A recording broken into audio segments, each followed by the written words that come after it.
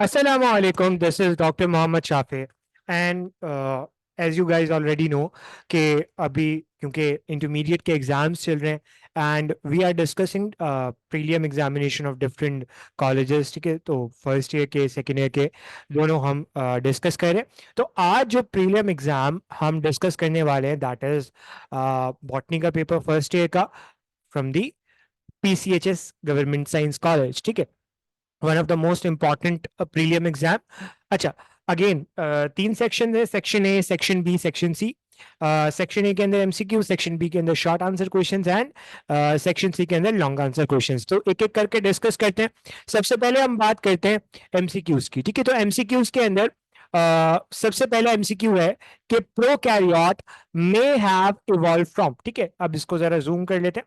Prokaryote कहां से evolve हुए? अब अगर मैं प्रोकैरियोट की बात करूं तो तकरीबन 3.5 बिलियन ईयर्स पहले, 3.5 बिलियन ईयर्स पहले, ठीक है, प्रोकैरियोट इवॉल्व हुए थे. बैक्टीरिया से नहीं भाई, ये तो खुद प्रोकैरियोट बैक्टीरिया है. ठीक है, माइक्रोबायोन से नहीं, फाइकोबायोन से नहीं, प्रोटोबायोन से. अब सर ये प्रोटोबायोन क्या है भाई? प्रोटोबायोन इज बेसिकली एक ऐसा एंसेस्टर जिसके पास तमाम प्रॉपर्टीज ऑफ लाइफ थी, यानी कि it's a basically non living aggregate of abiotic organic molecules, जिसके पास तमाम लाइफ के लिए रॉ मटेरियल्स थे. ठीक है, फिर हमारे पास आता है सेंट्रियोल्स. ठीक है, centriole are short barrel shape structure of. ठीक है, centriole short barrel shape structure है किसके? अब अगर मैं सेंट्रियोल की बात करूं तो ये प्रोटीन से मिलकर बना है कह सकते हैं, बट अभी आगे बढ़ते हैं. Fibre, microtubule, yes, microtubule is the right answer, क्योंकि हमारे पास जो सेंट्रियोल है they are made up of microtubule, और माइक्रोटिब्यूल अल्टीमेटली किससे बना होता है? ट्यूबुलेंट प्रोटीन से. आपको याद होगा सेंट्रियोल के अंदर माइक्रोटिब्यूल के कितने ट्रिपलेट मिलते थे? 9 ट्रिपलेट मिलते थे, 9 ट्रिपलेट्स ऑफ माइक्रोटिब्यूल. सही है, तो the correct answer is option C. आगे बढ़ते हैं और अब बात करते हैं क्वेश्चन नंबर 3 की. क्वेश्चन नंबर 3 में आपसे कह रहा है the main function of dash is to maintain the turgor pressure inside the plant cell. ठीक है, प्लांट सेल के अंदर टर्गर प्रेशर कौन मेंटेन करता है? अब आपको पता होगा, for example this is plant cell. इस प्लांट सेल के अंदर सेंट्रल आपको एक वैक्यूल मिलता है जिसे आप सेंट्रल वैक्यूल कहते हो, एंड अल्टीमेटली ये सेंट्रल वैक्यूल एक प्रेशर लगाता है वॉल्स पर. This pressure is simple turgor pressure, और इस टर्गर प्रेशर को मेंटेन करने के अंदर मेजर रोल किसका है भाई? मैंने आपको बताया इसका अंदर मेजर रोल है सेंट्रल वैक्यूल का. No primary cell wall, no cell membrane, no secondary cell wall. सही है. फिर हमारे पास नेक्स्ट क्वेश्चन आता है dash are the non membranous. ठीक है, नॉन मेम्ब्रेनस स्ट्रक्चर कौन से आपको पता होगा? Lying perpendicular to each other. ठीक है, दो आपको हिंट दे दी. पहली बात नॉन मेम्ब्रेनस है. नॉन मेम्ब्रेनस में हमारे पास राइबोसोम आ जाते हैं और सेंट्रियोल आ जाते हैं. सही है, सेंट्रोसोम कह लो. अब आपसे अगली बात कह रहे हैं lying perpendicular to each other, तो आपको पता है सेंट्रोसोम एक दूसरे के परपेंडिकुलर पाए जाते हैं. सही है, तो centrosome is the right answer. फिर हमारे पास नेक्स्ट क्वेश्चन आता है carnivorous plant preferable to live in dash deficient habitat. ठीक है, अब जो आपके पास कार्निवोरस प्लांट्स हैं जो जिनके अंदर लीव्स मॉडिफाई होते हैं for carnivorous mode of nutrition, वो कौन से एनवायरनमेंट के अंदर नॉर्मली रह रहे होते हैं? तो ऑब्वियस ही बात है कार्निवोरस प्लांट कार्निवोरस बने क्यों? क्योंकि उस सॉइल के अंदर नाइट्रोजन की कमी थी. इस नाइट्रोजन का बहुत मेजर रोल है क्लोरोफिल बनाने के अंदर. नाइट्रोजन नहीं होगा मसला होगा. सो आमतौर पे ये नाइट्रोजन डेफिशिएंट हैबिट के अंदर रहते हैं, हैबिटेट के अंदर रहते हैं. सही है. नेक्स्ट क्वेश्चन हमारे पास आता है biologist term the maintenance of steady state. ठीक है, maintenance of internal body environment. ठीक है, या maintenance of steady state. For example मेरी बॉडी का टेम्परेचर 37 डिग्री सेल्सियस है, 37 ही रहेगा. This is what? This is homeostasis. ठीक है, दिस इज होम्योस्टैसिस. फिर हमारे पास आता है the small diameter of vessel and tracheid are important factor in overcoming the force of. ठीक है, अब आपको पता है कि जो वेजल और ट्रेकियार्ड होते हैं इनका जो डायमीटर होता है वो बहुत कम होता है, जिसकी वजह से कैपिलरी एक्शन की वजह से जो ग्रेविटी की फोर्स है वो ओवरकम हो जाती है. So the correct answer would be gravity. Simple. फिर हमारे पास नेक्स्ट क्वेश्चन आता है flow of solution in the dash. Flow of solution in the dash element drive due to the difference in dash between the source and the sink. अब आपको पता है solution यानी कि फूड की बात हो रही है, ये किसके अंदर फ्लो करता है?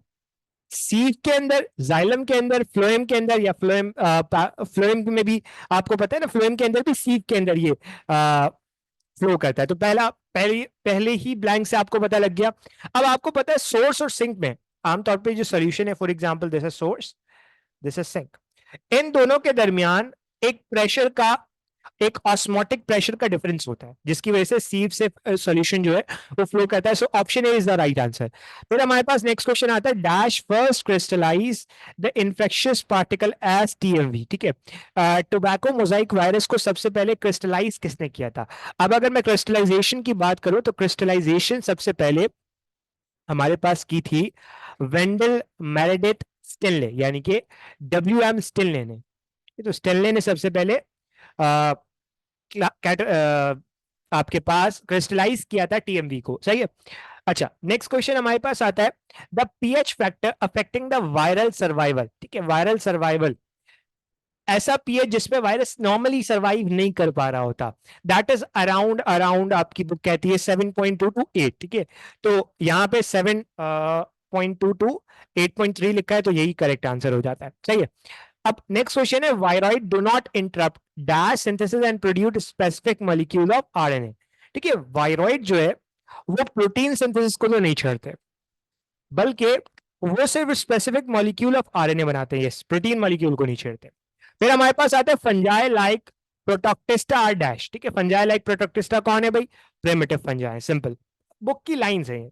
अच्छा, डैश हमारे नेक्स्ट क्वेश्चन आता है, dash elements show a metallic role during the stomatal opening and closing. आपको पता है स्टोमेटा की ओपनिंग और क्लोजिंग के अंदर जिस मेटल का बड़ा मेजर रोल है, that is potassium.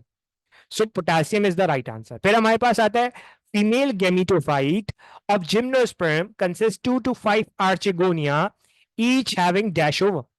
Female gametophyte के अंदर 2 से 5 आर्चिगोनिया, और हर आर्चिगोनिया के अंदर कितने ओवम है? एक ही होता है भाई, सिंगल। ठीक है, सिंगल। अच्छा, फिर हमारे पास आता है इन फ्लावर पेरेंट। ठीक है, पेरेंट सेगमेंट क्या होता है? देखो, parent segment is basically, what is parent? Parent कहते हैं collective term for calyx and Corolla. Calyx और कोरोला को मिला के आप क्या कह रहे हो? पेरेंट का नाम दे रहे हो। अब ये पेरेंट आपको किसके अंदर मिलता है? ये आपको मिलता है ग्रासेस के अंदर, आइरिस के अंदर, अनियन के अंदर, मेस के अंदर, पाम के अंदर। तो यहाँ पे ग्रासेस का ऑप्शन दिया हुआ है, तो this is the right answer. फिर हमारे पास आता है, dash are the first plant to have evolve the true root. ठीक है, ट्रू रूट सबसे पहले किसने बनाई थी? सिंपल है, क्लब मॉसिस ने। क्लब मॉसिस का दूसरा नाम है लाइकॉप्सिड, सिंपल। ओके, फिर हमारे पास नेक्स्ट क्वेश्चन आता है, इन डैश। ठीक है, in dash proper gametangia do not develop in sexual reproduction. ठीक है, कौन सा ऐसा डिवीजन है फंजाई का जिसके अंदर कोई प्रॉपर गैमेटेंजिया ही डेवलप नहीं होता? दैट इज जाइगोमाइकोटा, जिन्हें आप जाइगोट फंजाई का भी नाम देते हो। फिर हमारे पास आता है next question, dash are the typical structure of obligate parasite. ठीक है, वो पैरासाइट जो नॉर्मली अपना फूड दूसरे से ले रहे हैं, उनका ऐसा कौन सा स्ट्रक्चर है जिससे वो फूड ले रहे हैं? That is haustoria. ठीक है, haustoria is the right answer. Option B is the right answer. ठीक है, फिर हमारे पास सिंपल शॉर्ट आंसर क्वेश्चन है, इसको जरा जस्ट थॉरली देख लेते हैं। देखो, सबसे पहला एमसीक्यू क्वेश्चन है, that is draw flow chart of taxonomic lineage of prokaryote. ठीक है, प्रोकैरियोट की लीनिएज बता दो, function of peroxisome, lysosome, endoplasmic reticulum. ठीक है, construction of flagella of bacteria, life cycle of T4, vernalization. ठीक है, वर्नलाइजेशन को डिफाइन करना है। फिर हमारे पास आ जाता है, describe the pathway of anaerobic respiration. फिर अगेन एलजी वाला आ जाता है। अच्छा, नॉर्मली बॉटनी के इस वाले सेक्शन के अंदर रीजनिंग क्वेश्चंस बहुत कम आ रहे होते हैं, जस्ट छोटे छोटे क्वेश्चंस होते हैं, वो आपने लिखने होते हैं। फॉर एग्जांपल यहाँ पे लिखा हुआ है पाथवे ऑफ एनारोबिक रेस्पिरेशन लिखना है, तो आप सिंपली उसे लिख लोगे, तो आपके पास सारा काम हो जाएगा, सही है। अब यहाँ पे जो एक रीजनिंग क्वेश्चन है, that is basically, why spores of horse tail become unusual for dispersion. ठीक है, हॉर्स टेल के जो स्पोर्स होते हैं, जिन्हें आप इक्विस्टेम स्पीशीज कह सकते हो, जो हॉर्स टेल है, उनके जो स्पोर्स होते हैं, उनके अंदर ऐसी क्या बात होती है कि वो डिस्पर्जल के लिए बड़ा इंपॉर्टेंट रोल प्ले करते हैं। अब हमारे पास जो हॉर्स टेल है, इसके स्पोर्स में एक यूनिक फीचर होता है जिसे आप कहते हो इलाटर्स, ठीक है। ये वो यूनिक फीचर है जिसकी वजह से इनका डिस्पर्जन बहुत आराम से होता है। अब बेसिकली होता क्या है, अब होता ये है कि इनके स्पोर के ऊपर 4 रिबन लाइक स्ट्रक्चर्स होते हैं जिसकी वजह से ये आराम से नॉर्मली डिस्पर्स हो रहे होते हैं, सही है। तो बाकी इसके अंदर रीजनिंग क्वेश्चन है हमारे पास कि why nuclear reticulum can be seen only in the non dividing cell, ठीक है। अब आपको पता होना चाहिए कि भाई न्यूक्लियर रेटिकुलम क्या होता है। Nuclear reticulum is basically chromatin material, ठीक है। क्रोमैटिन मटेरियल को आप इनिशियली क्या कह रहे हो, न्यूक्लियर रेटिकुलम का नाम था। तो क्रोमैटिन आपको सिर्फ नॉन डिवाइडिंग स्टेज के अंदर ही क्यों मिल रहा है, क्योंकि जब डिवाइडिंग स्टेज आती है तो डिवाइडिंग स्टेज के अंदर ये क्रोमैटिन कन्वर्ट होकर कंडेंस होकर कन्वर्ट हो जाता है क्रोमोसोम के अंदर। So that's the main reason जिसकी वजह से हमारे पास ये सारी कहानी होती है। बाकी बाकी सिंपल सिंपल सी डेफिनेशन है। एंड अगेन फिर हमारे पास लॉन्ग क्वेश्चंस आते हैं। फ्लूइड मोजाइक मॉडल आ गया, techniques use in cell biology, या heteromorphic alternation of generation, a classification of virus on the basis of genome, female gametophyte in angiosperm, osmotic adjustment in flowering plant, ठीक है। या role of indole acetic acid, obviously oxygen की बात की जा रही है। Explain in detail the electron transport chain, ठीक है, इलेक्ट्रॉन ट्रांसपोर्ट चेन या oxygenation of rubisco during day time. तो ये सारे लॉन्ग क्वेश्चंस आ जाते हैं, ठीक है। तो यहाँ पे आके हमारा पीसीएचएस गवर्नमेंट साइंस कॉलेज का जो बॉटनी का पेपर था फर्स्ट ईयर का, वो हमने कंप्लीटली डिस्कस कर लिया। अगर इसके अंदर स्टिल कोई प्रॉब्लम है, कोई मसला है, so you can ask in the chat box. ये पेपर का पीडीएफ इंशाल्लाह, इसका लिंक आपको डिस्क्रिप्शन बॉक्स के अंदर मिल जाएगा, वहां से आप डाउनलोड कर सकते हो।